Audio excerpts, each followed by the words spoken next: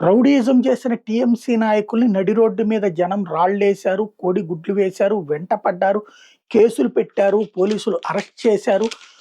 Cut డ్రాయర్ల మీదన ఊరేగించారు. లేకపోతే గనక షార్ట్‌ల మీదన, టీ షర్ట్‌ల మీదన, నడి రోడ్డు మీదన నడుముకి తాడు కట్టి తీసుకెళ్లారు. బందెల దొడ్లో గేదెల్ని, దున్నపోతుల్ని తీసుకెళ్ళినట్టు. ఇది మగవాళ్ళ విషయంలో జరిగేటటువంటి చర్యలతో పెద్ద ప్రాబ్లమ్ లేదు. పబ్లిక్ కూడా సంతోషించారు. అదే సందర్భంలో అది బీజేపీ చేస్తోందని టీఎంసీ విమర్శిస్తున్నా, ప్రజలే చేస్తున్నారని బీజేపీ సమర్థించుకున్నా బానే ఉంది. కానీ మహిళల జోలికి పోకూడదు. మహువా మొయిత్రా మీదన తాజాగా కోడిగుడ్ల దాడి. ఆవిడ వీడియోలు పెట్టి ఇదిగో నన్ను బీజేపీ వాళ్ళు చేస్తున్నారని చెప్పి.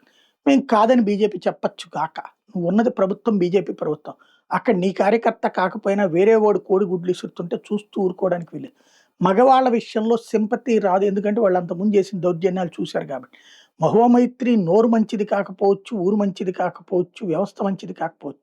కానీ అలాంటి వాళ్ళ మీదన కోడిగుడ్ల దాడులు మమతా బెనర్జీకి శక్తినిస్తే మహిళల మీద దాడులు కిందకొస్తాయి. గతానికి ఇప్పటికి తేడా ఏంటి అన్నటువంటి పాయింట్‌కొస్తే ప్రజాప్రతినిధి మీదనే ఇట్లాంటి దాడేంటి, అట్లాంటి చేత కాదా ప్రభుత్వానికి అన్నటువంటి సంకేతం ఇస్తుంది. తటస్థులు ఇప్పటిదాకా మమతా బెనర్జీ వ్యవహారం విషయంలో బీజేపీని సమర్థిస్తూ వచ్చిన వాళ్ళు తప్పుబట్టే పరిస్థితొస్తుంది. పునరాలోచించుకోవాల్సిన అవసరం ఉంది.